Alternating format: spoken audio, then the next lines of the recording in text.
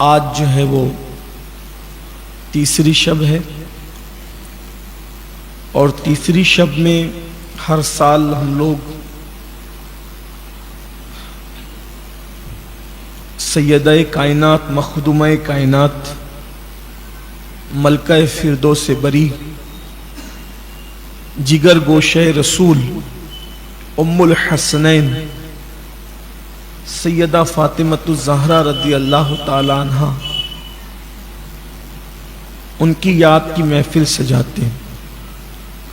میں اکثر لوگوں کو یہ بات کہتا ہوں کہ مخدومہ سیدہ فاطمۃ الزہرا کی عظمت کا اندازہ ایک انسان کے بس میں ہے ہی نہیں کہ اس کو لگا سکے۔ یہ ہستیاں سوچ اور فکر سے بھی بہت بلند ہے۔ ان کی بلندی کا اندازہ اس بات سے آپ لگائیں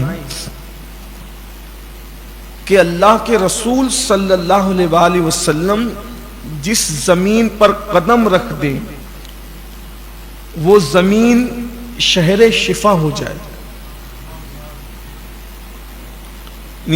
مدینہ منورہ تو یثرب کہلاتا تھا، وہ اگر مدینہ ہوا ہے، شہر شفا ہوا ہے، تو صرف اس وجہ سے کہ حضور علیہ السلام نے قدم رکھا،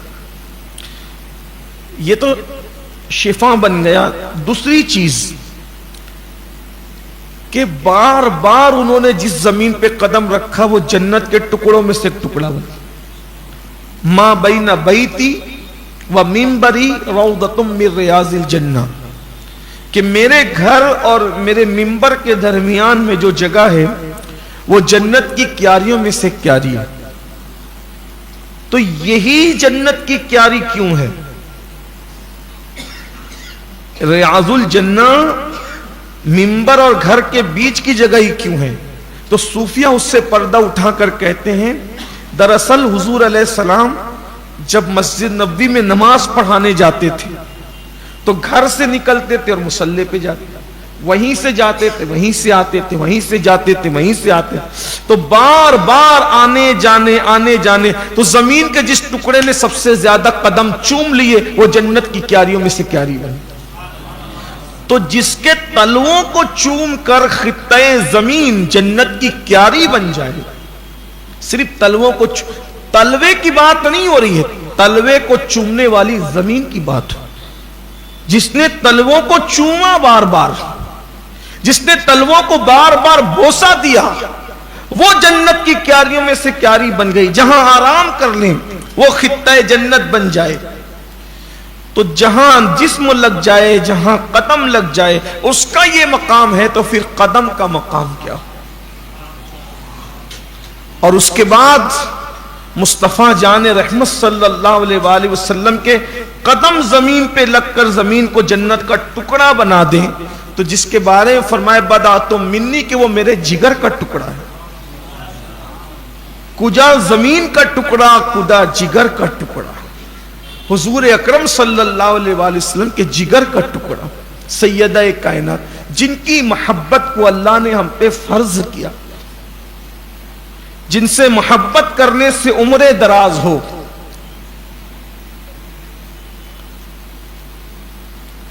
صوفیہ کے یہاں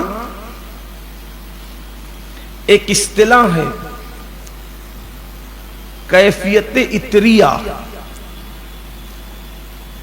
صوفیہ کے یہاں ایک اصطلاح ہے کیفیت عطریہ، عطر کی کیفیت۔ بعض لوگ عطر لگاتے نہیں ہیں مگر ان کے جسم میں پھر بھی خوشبو آتی ہے۔ یہ کیفیت صرف ان لوگوں کو نصیب ہوتی ہے جن کے دلوں میں اہل البیت کی سچی محبت ہوتی ہے۔ جب اہل البیت کی محبت معراج کو پہنچتی ہے، عروج کو پہنچتی ہے، تو صوفیہ کہتے ہیں عطریہ کیفیت پھر اللہ تعالیٰ ان کو نصیب فرما دیتا ہے کہ اگر آپ ان کو دیکھیں گے کہ ان سے لوگ پوچھتے وہ جس گھر میں ہو تو گھر بھی معطر ہوتا ہے، اور وہ خود بھی معطر لگتے ہیں، حالانکہ انہوں نے کوئی عطر لگایا نہیں. اور ویسے بھی چنگیز خاں کے دور تک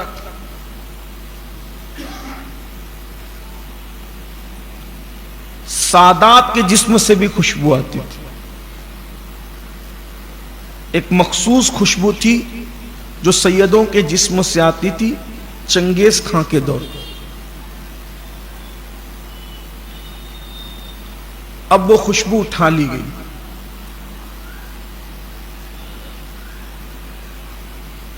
چند روایتیں جوڑ کر کے اگر اس کو دیکھیں، شیخ محقق شیخ عبدالحق محدث دہلوی رحمت اللہ علیہ فرماتے ہیں کہ سیدہ فاطمۃ الزہرا سلام اللہ علیہا کی ولادت اعلان نبوت سے 5 سال پہلے ہوئی. نبوت کا اعلان 40 سال میں ہوا اور اس سے 5 سال پہلے آپ کی ہوئی، یعنی جس وقت اللہ کے رسول صلی اللہ علیہ وآلہ وسلم نے نبوت کا اعلان کیا اس وقت تو آپ 5 سال کی تھی. تو چونکہ اعلان نبوت سے قبل بھی خواب میں حضور اکرم صلی اللہ علیہ وآلہ وسلم کو مختلف مناظر دکھائے جاتے، تو قبل اعلان نبوت بھی خواب میں آپ کو کبھی جنت کی سیر کرائی جاتی تھی، اعلان نبوت سے پہلے بھی. اس لیے کہ ہم اہل سنت کے عقیدے میں یہ ہے کہ وہ 40 سال کے بعد نبی بنے نہیں، بلکہ 40 سال کے بعد انہوں نے نبوت کا اعلان کیا. اس لیے کہ خود حدیث پاک موجود ہے کہ فرمایا کہ آقا فرماتے میں اس وقت بھی نبی تھا جب آدم اور حوا مٹی اور پانی کے درمیان کی کیفیتیں طے کر رہے تھے. حضور تاج الشریعہ علیہ الرحمہ نے اس کو بیان کیا ہے کہ آب و گل میں نور کی پہلی کرن. آب و گل میں، گل کہتے ہیں مٹی کو اور آپ کہتے ہیں پانی کو، آب و گل میں نور کی پہلی کرن جانے آدم جانے حوا آپ ہیں. تو مصطفیٰ جان رحمت صلی اللہ علیہ وآلہ وسلم تو جب آدم و حوا مٹی اور پانی کے درمیان تھے اس وقت بھی مصطفیٰ جان رحمت نبی تھے. یہ نہیں میں کہ اس وقت نبی بنائے گئے تھے، اس وقت بھی نبی تھے. اب کب تھے یہ اللہ جانے. تو قبل اعلان نبوت بھی اللہ کے رسول صلی اللہ علیہ وآلہ وسلم کو خواب میں الگ الگ مناظر دکھائے جاتے تھے. تو شیخ محقق فرماتے ہیں کہ ایک رات اللہ کے رسول علیہ السلام نے خواب دیکھا کہ میں جنت میں اور جنت کی سیر کر رہا ہوں، اور جنت میں ایک پھول ہے جس کی خوشبو سارے پھولوں پر غالب ہے. تو اللہ کے رسول صلی اللہ علیہ وآلہ وسلم نے اس پھول کو توڑا اور توڑ کر کے اس کو تناول فرمایا. اور جب اس کے بعد خواب سے بیداری ہوئی تو سیدہ کائنات اپنی ماں کے شکم میں جلوہ گر.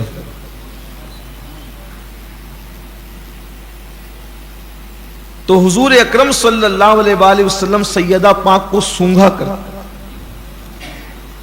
خوشبو سونگھتے تھے. اس روایت پر کچھ لوگوں نے کلام بھی کیا ہے، شیخ صاحب نے بیان بھی کیا. شیخ صاحب کے بیان پہ اعتماد کر کے میں آپ کے سامنے بیان کروں. تو وہ خوشبو منتقل ہوئی اور ایک زمانے تک سادات میں رہی. بزرگوں نے اپنی صوفیہ نے اپنی کتابوں میں لکھا، خاص طور پر اردو زبان میں جو سب سے پہلی کتاب سیدہ فاطمۃ الزہرا پہ لکھی گئی، مولد فاطمۃ الزہرا، اس میں یہ بات لکھی ہوئی جو میں پیش کر رہا ہوں.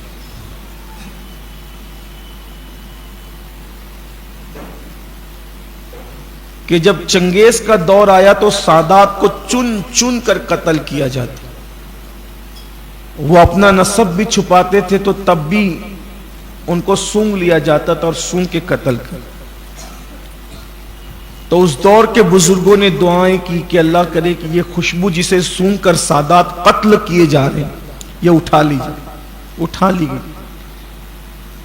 اور اب یہ خوشبو، اب یہ دوسری روایت جو صوفیہ فرماتے، اب یہ خوشبو صرف اہل ایمان اور اولیاء کے لیے مخصوص کر دی گئی.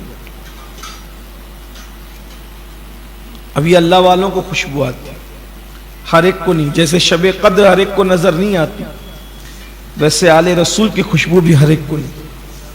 وہ واقعہ جو بیان کیا جاتا ہے کہ امام اہل سنت پالکی میں سوار ہوئے تو آپ نے فرمایا کہ پالکی روک دو، آل رسول کی خوشبو آ رہی. اس کا مطلب اب بھی وہ خوشبو اہل اللہ کو آتی. تو عرض یہ کر رہا تھا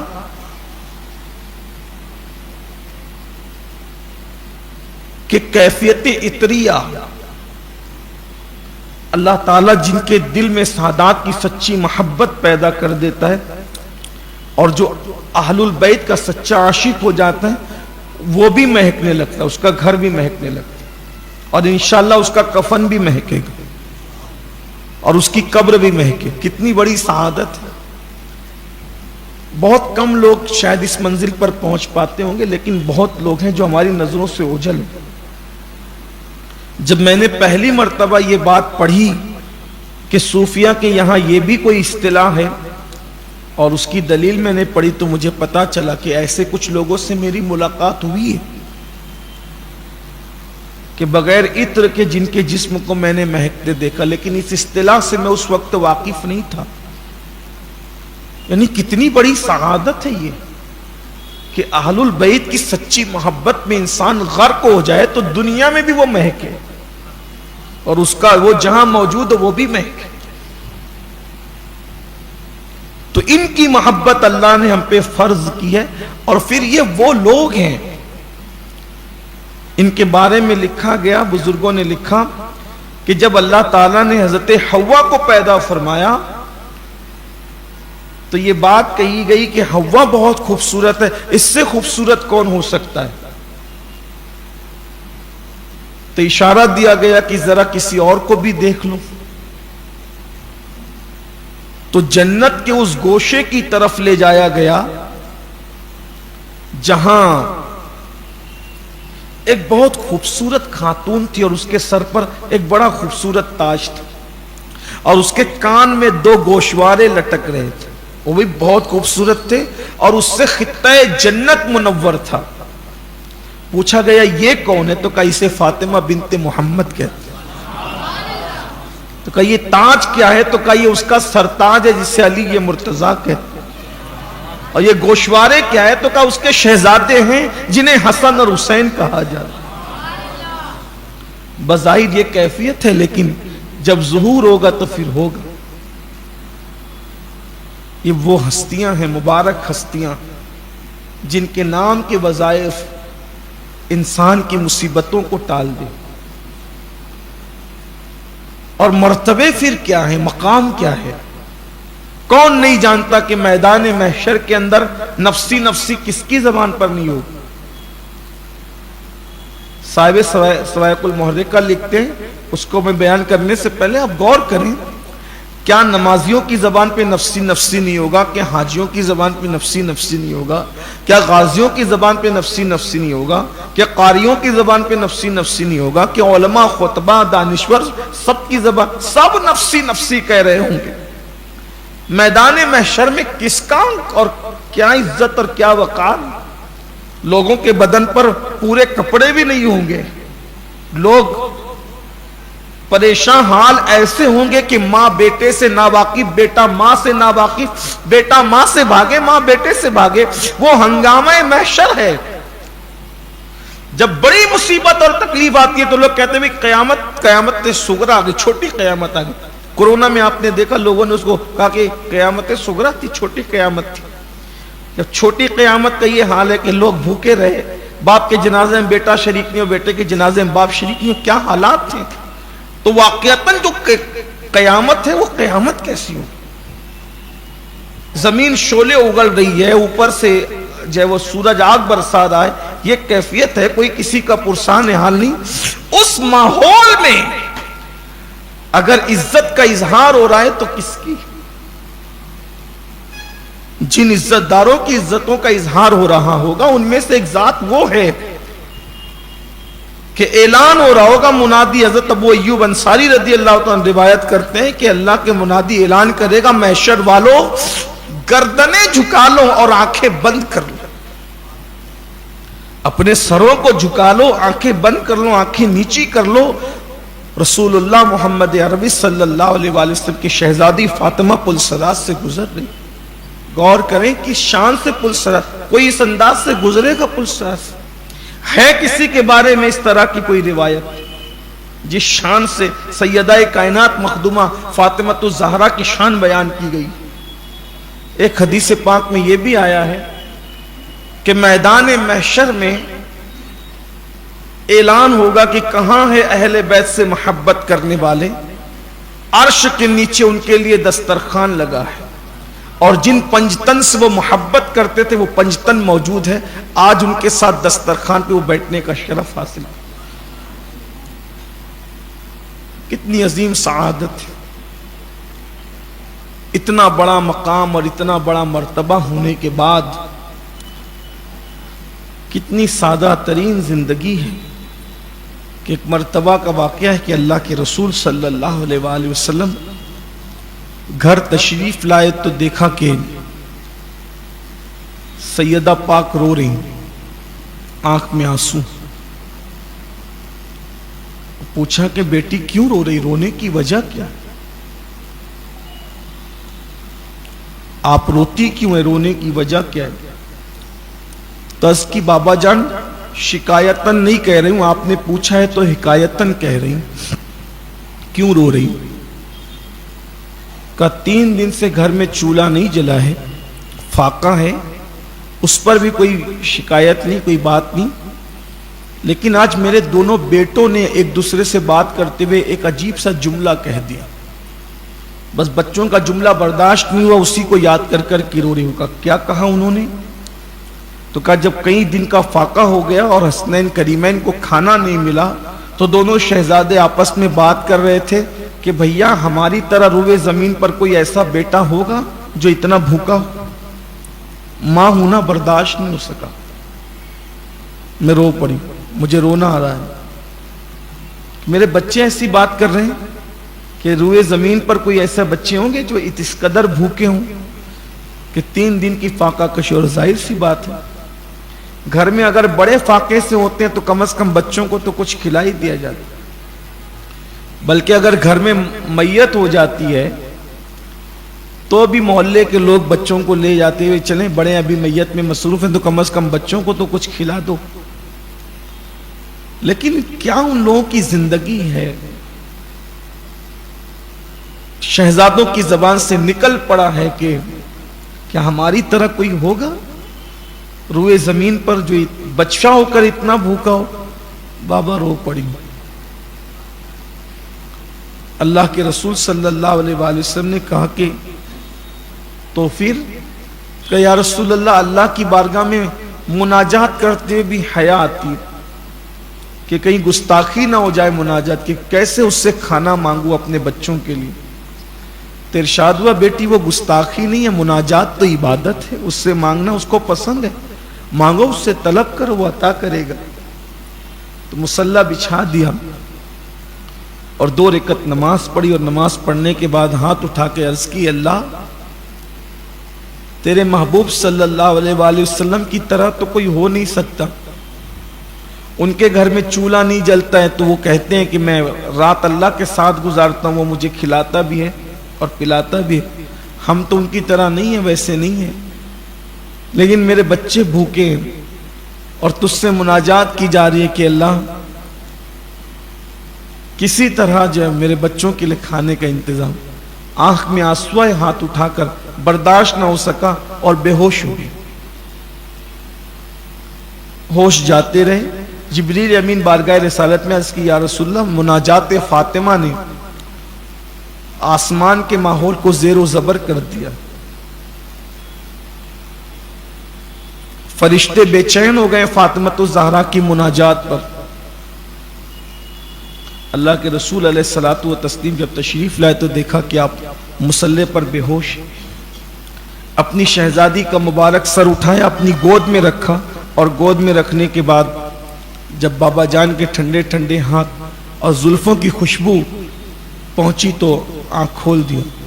آقا نے فرمایا کیا ہوا؟ حضور مناجات کرتے کرتے کیفیت طاری ہو گئی. یہ کیفیت تھی, برداشت نہ ہو سکا, آنکھ میں آنسو آئے, بچوں کی بھوک نے بے چین کیا, ہوش کھو دیا. تمہاری مناجات نے عالم بالا میں جنبش پیدا کر دی بیٹا. اس کے بعد اللہ کے رسول صلی اللہ علیہ وآلہ وسلم نے فرمایا مناجات تو پوری ہوئی, کچھ ملا بھی؟ ذرا اپنے مطبق کا حال تو دیکھو, خیال تو کرو.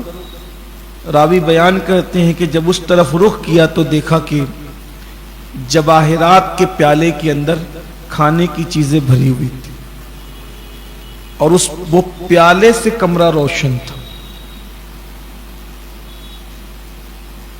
خود بھی کھایا,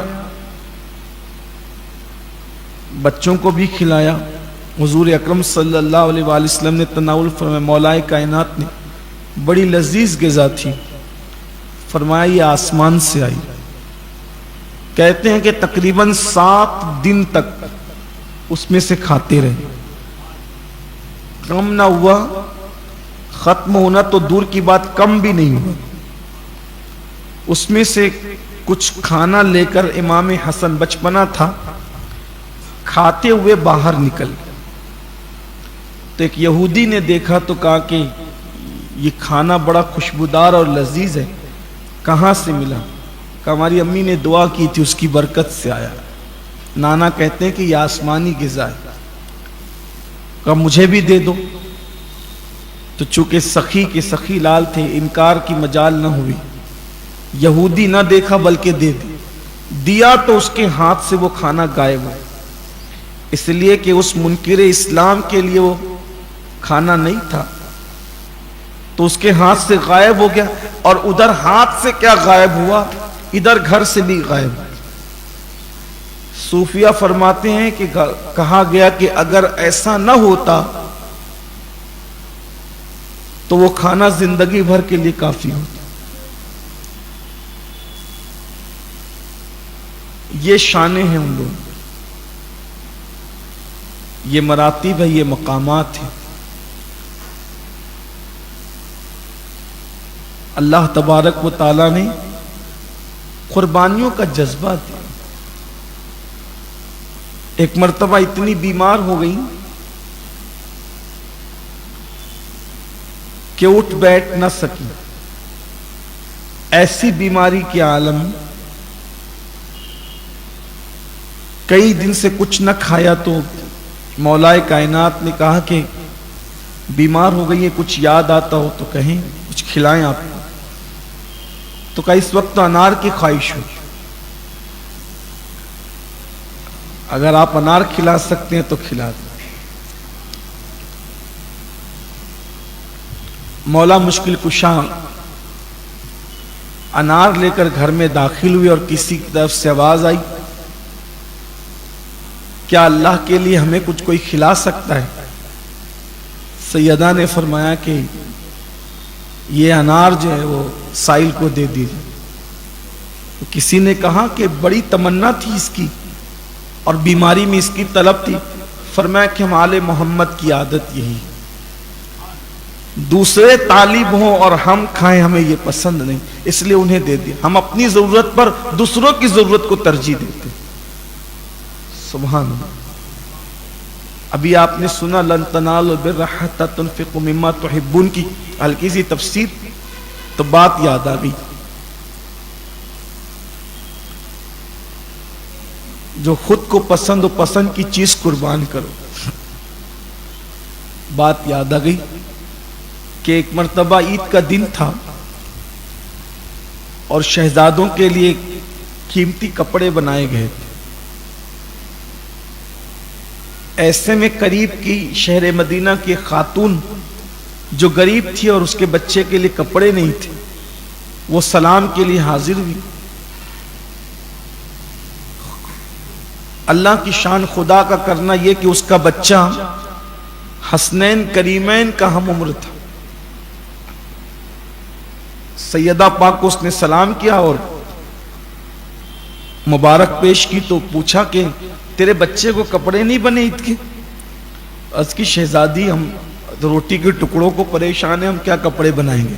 میں تو آئی اس لیے تھی کہ آپ کے بچوں کو تو یقیناً بنے ہوں گے، تو شہزادوں کا اترن لے لوں کیونکہ میرا بچہ بھی آپ کے بیٹوں کے ہم عمر ہے، تو ان کے کپڑے اس کو آ جائیں گے.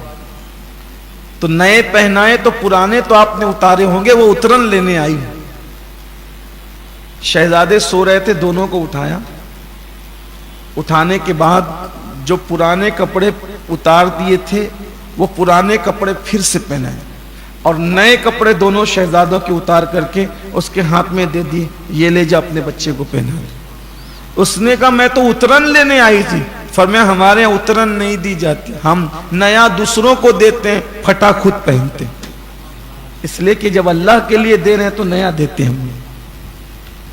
لوگ ہیں، اللہ تعالیٰ ان کے فیوز و برکات سے مالا مال فرمائے. جب ان کا ذکر آتا ہے تو دل چاہتا ہے کہ ذکر ہی ہوتا رہے.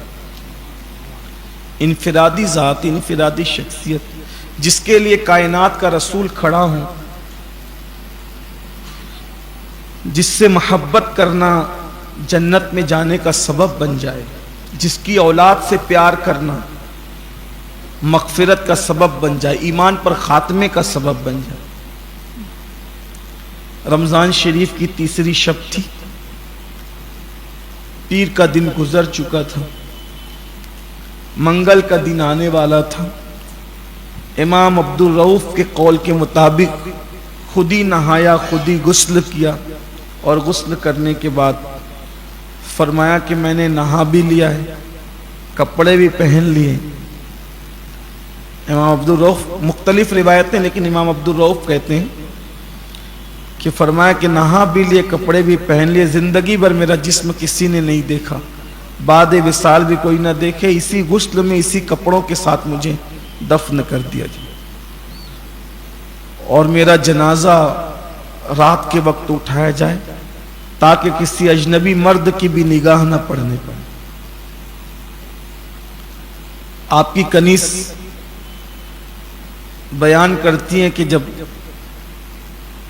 حالت سجدہ میں ہوتی تھی تو پشت سے لے کر چھت تک اور چھت سے لے کر آسمان تک نور ہی نور نظر آتا تھا.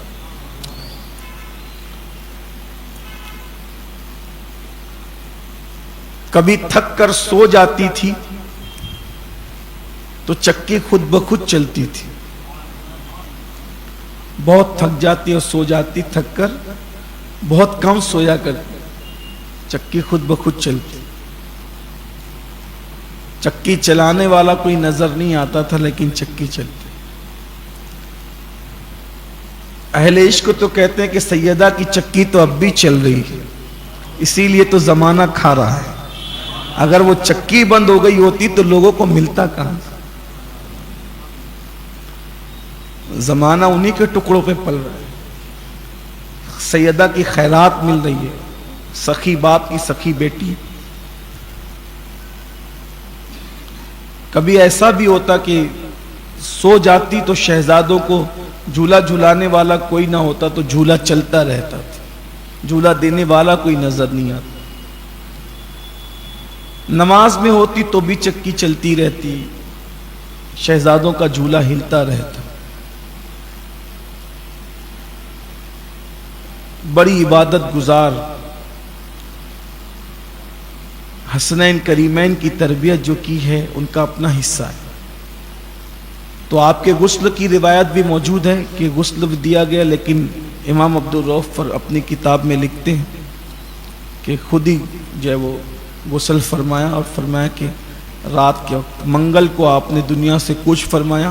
ماہ رمضان شریف کی تیسری تاریخ تھی اور ہم اہل سنت کے عقیدے میں کسی بھی اللہ والے کی ولادت یا وصال کا دن بہت برکت والا دن ہوتا ہے، دعاؤں کی قبولیت کا دن ہوتا ہے، مقبولیت کا دن ہوتا ہے. آج تیسری شب ہے. اللہ تعالیٰ سے دعا کرتے ہیں کہ اللہ پاک ان کے فیوز و برکات سے ہم سب کو مالا مال فرمائے. سیدہ پاک وہ ذات ہیں جن کے نام کے صدقے ہماری بگڑیاں بنتی ہے، ہمیں نعمتیں ملتی ہیں. حضور کی بارگاہ میں ان کا وسیلہ پیش کر دیا جائے، دعائیں رد نہیں ہوتی. اللہ کی بارگاہ میں ان کا وسیلہ پیش کیا جائے، دعائیں رد نہیں ہوتی. اپنے بچوں کو یہ دن کی تاکید کریں، بتائیں، گھر والوں کو بتائیں، اپنے گھروں میں فاتحہ کا اہتمام کریں. اللہ نے جو بھی دیا ہے نیاز شریف کا اہتمام کریں. یہ لوگ اللہ رسول کے محبوب ہیں، یہ اتنی دلیلوں سے ثابت ہے کہ اسے ان کا دشمن بھی رد نہیں کر سکتا. ان کی محبوبیت اور مقبولیت کا انکار ان کا دشمن بھی نہیں کر سکتا. اور اللہ سے دعا کرتا ہوں اللہ عشق میں آپ کو ہم سب کو وہ مقام عطا کرے کہ اللہ کیفیت عطریہ اللہ ہمیں بھی نصیب فرمائے. کر کے دیکھیے، عشق میں آگے بڑھ کے دیکھیے، انشاءاللہ. کوشش کرنا آپ کا کام ہے، کامیابی اس کے کرم پر ہے. لیکن یہ بات پھر کہی جاتی ہے کہ اہل البیت سے محبت بے لوث کیجیے، غیر مشروط کیجیے، ہر اعتبار سے کیجیے، لیکن محبت اہل بیت کے پردے میں کبھی کسی صحابی کی توہین کی طرف مت جائیے، اور اگر کوئی جاتا ہے تو اس کا ساتھ مت دیجیے. اس لیے کہ اہل البیت کی سچی وفاداری کا تقاضا یہ ہے کہ ہم احترام صحابہ کریں، تعظیم صحابہ کریں، اور جو عقیدہ ہمارے بزرگوں نے ہمیں عطا فرمایا ہے ان اس عقیدے پر قائم رہیں جس عقیدے کو اہل سنت و جماعت کا عقیدہ کہتے ہیں. ایک آدھ منقبت کے چند اشعار سماعت کر لیں. منقبت کوئی لایا ہو تو آ کر، جسے پڑھنا ہو آ کر ایک آدھ منقبت پڑھ دیں. 10:30 بھی بج چکے ہیں، تراویح کا کے بعد کا وقت ہے. سیدہ پاک کی بارگاہ میں منقبت کے چند اشعار. آپ بھی 2-3 شعر پڑھ دو، وہ بھی پڑھ دو، دونوں کی حاضری ہو جائے. لائیں، پڑھ دیجیے.